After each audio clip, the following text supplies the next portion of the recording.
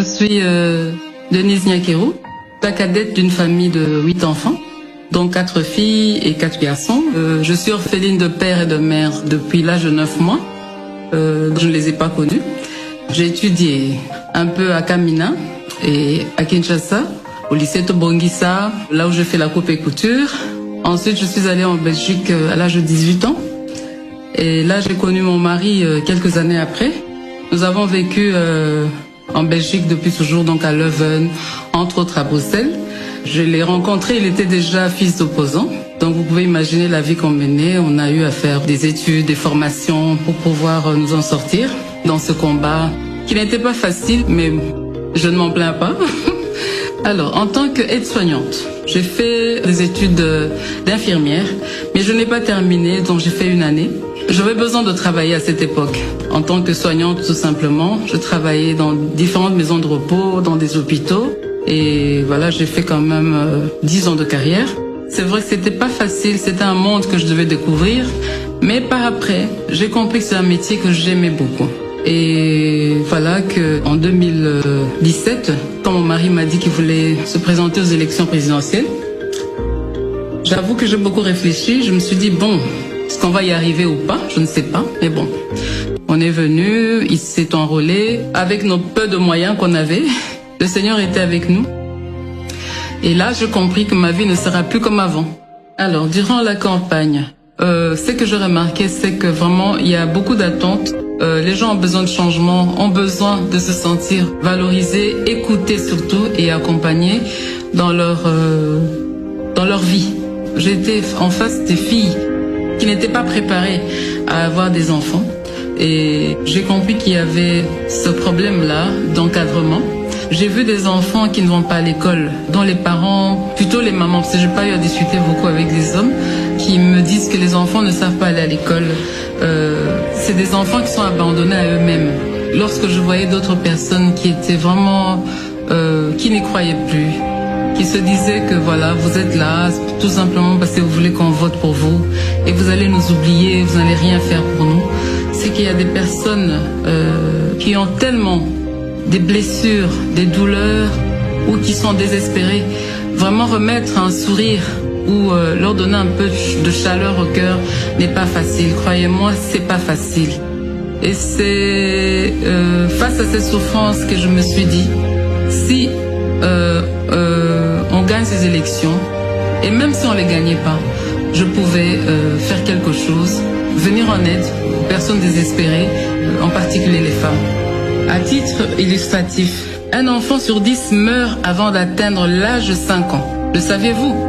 Le mariage précoce avant 18 ans. 43% des femmes âgées de 25 et 49 ans ont déclaré en être victimes. Le saviez-vous? Seulement 3 femmes sur 10 ont accès au marché du travail et majoritairement dans l'informel. Le saviez-vous? 4 filles sur 10 vont à l'école et que seulement 50% d'entre elles ont la chance de terminer le cycle primaire. Le savez-vous? Cette fatalité doit s'arrêter.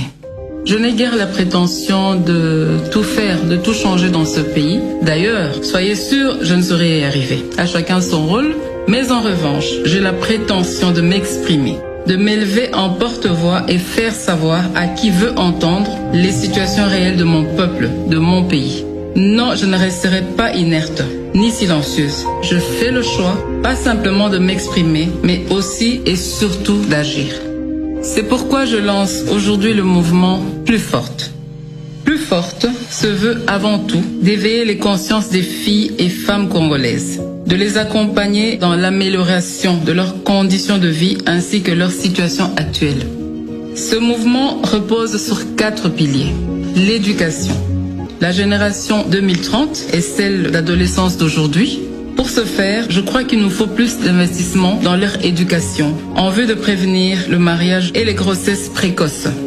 Nous aurons les femmes plus fortes en 2030 si nous investissons aujourd'hui dans l'éducation de nos filles. La santé. En tant que prestataire de santé et mère, je n'aimerais pas voir une femme mourir en donnant la vie pour des causes qui sont évitables. Je rêve d'une génération de femmes plus fortes, capables de planifier les naissances et de contribuer efficacement au développement de ce beau pays. Je voudrais contribuer à soulager les souffrances des drépanocytaires à travers une bonne prise en charge. Les violences basées sur le genre.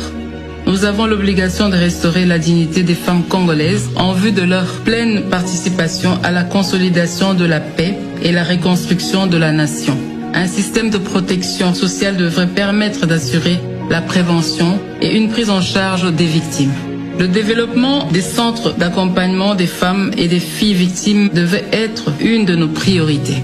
L'autonomisation. Quand une femme est autonome, c'est toute la société qui en bénéficie.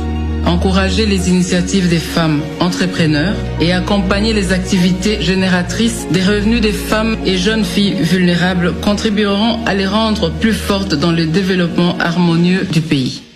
Mes chères dames, en tant que première dame, mère de 4 filles, je m'engage à ce que vos problèmes ne soient plus inconnus. Je m'engage à être la porte-parole de vos différentes causes.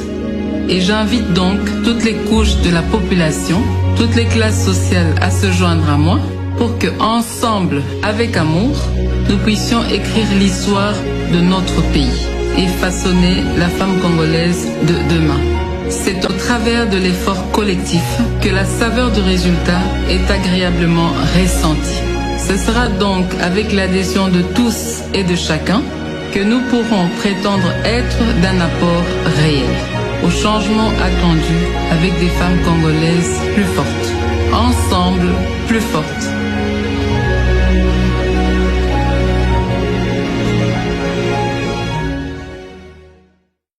J'aimerais juste, par cette petite vidéo, adresser ces quelques mots à toutes les femmes qui me suivent. Croyez en vous. Ne laissez personne vous dire que vous n'y arriverez pas. Pour remporter cet extraordinaire pari de la réussite entrepreneuriale au féminin, formez-vous. La formation ne vous épargnera pas des problèmes, mais vous serez mieux équipés pour les affronter. C'est mon conseil. Je vous remercie par cette petite vidéo. J'aimerais juste, par cette petite vidéo, adresser ces quelques mots à toutes les femmes qui me suivent. Croyez en vous. Ne laissez personne vous dire que vous n'y arriverez pas. Pour remporter cet extraordinaire pari de la réussite entrepreneuriale au féminin, formez-vous. La formation ne vous épargnera pas des problèmes, mais vous serez mieux équipés pour les affronter. C'est mon conseil. J'aimerais juste, par cette petite vidéo, adresser ces quelques mots à toutes les femmes qui me suivent. Croyez en vous. Ne laissez personne vous dire que vous n'y arriverez pas. Pour remporter cet extraordinaire pari de la réussite entrepreneuriale au féminin, formez-vous. La formation ne vous épargnera pas des problèmes, mais vous serez mieux équipés pour les affronter. C'est mon conseil. J'aimerais juste, par cette petite vidéo, adresser ces quelques mots à toutes les femmes. Bonjour tout le monde, toi ça qui dit là l'éternel, toi ça qui dit là public, s'abonner vite dans la chaîne YouTube, Banka TV, ya Yemeye, la meilleure journaliste confirmée de la RDC, Marcelo Mbia, la kamikaze de la presse, Marcelo Mbia, toi ça qui dit là. Lelo mokolo na yo Marciano Mbia Mbia Marciano Osia Pembe 100% banda.